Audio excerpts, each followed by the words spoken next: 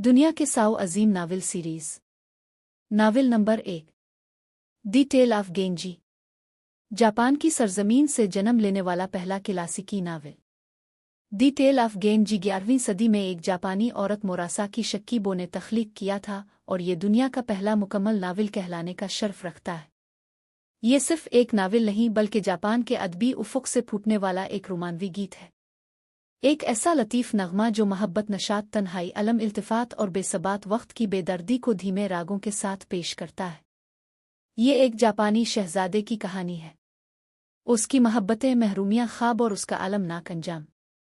लेकिन ये सब किसी सस्ते रोमानवी नावल की तरह उथले जज्बात का तलातुम नहीं रखता, बल्कि इतनी नज़ाकत और मुलायमत लिए हुए है कि पढ़ने वाले के दिल के तार खुद ब खुद किसी कदीमी साज की मध्यम ताल पर बजने लगते हैं।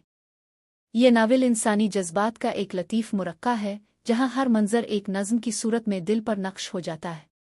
गेंजी की कहानी बताती है कि चाहे ज़माने गुजर जाएं, इलाके बदल जाएं, लेकिन दिल की दुनिया हमेशा वही रहती है। मोहब्बत, एहसास और याद के रंगों से लबरेज ये नावल पढ़ा नहीं जाता, महसूस किया जाता है।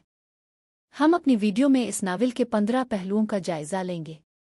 सबसे पहले नावल की सिन्फ़ का पस मंज़र और नावल की फ़नी अज़मत के तयन पर बात होगी।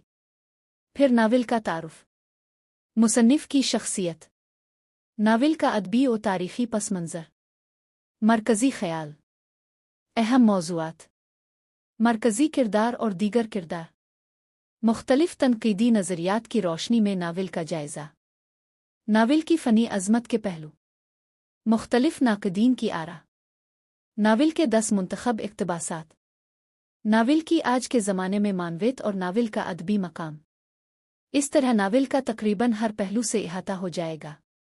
अगर आप देखना चाहते हैं कि इस नावल की फ़नी अज़मत कौन सी बुनियादों पर कायम होती है और ये इंसानी जज्बात और फ़िक्र को कैसे मुतहर्रिक करता है, तो हमारे चैनल को विज़िट करें, लाइक और सब्सक्राइब करें। आपको दुनिया के बेहतरीन नावलों पर वीडियो देखने को मिलती रहेंगी।